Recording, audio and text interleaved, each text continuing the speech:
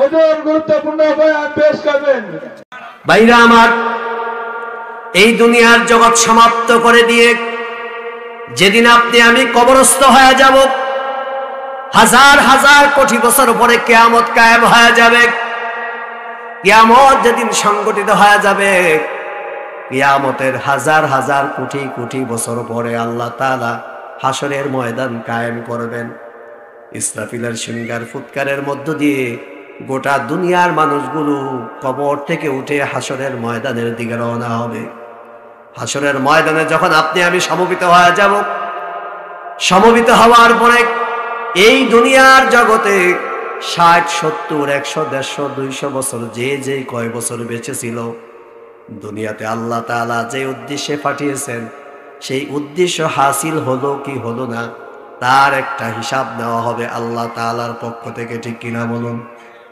1 বছর পড়াশোনা করার পরে এই যে ডিসেম্বর মাসের আজকে 31 তারিখ রেজাল্ট দিবে স্কুল থেকে, কলেজ থেকে, যদি রেজাল্টটা ভালো হয় হাসতে হাসতে বাসায় চলে যায়, সবার ফোন করে জানায় আমার ছেলের রেজাল্ট ভালো হয়েছে, মেয়ের রেজাল্টও ভালো হয়েছে।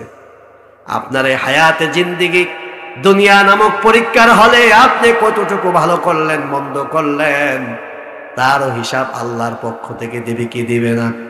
আল্লাহ বলেন ফামাইয়ামাল মিসকালা যাররাতিন খায়রান ইয়ারা ওয়া মাইয়ামাল মিসকালা যাররাতিন শাররান ইয়ারা।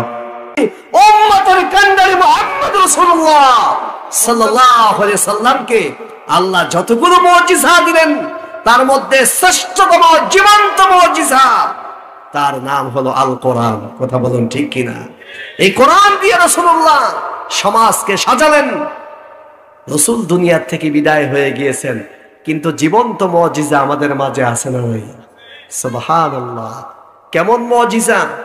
রাসূল করিম সাল্লাল্লাহু আলাইহি ওয়াসাল্লাম এই কোরআন পড়ে কাউকে অসুস্থ রোগী ফু দিতেন, সুস্থ হয়ে যেত।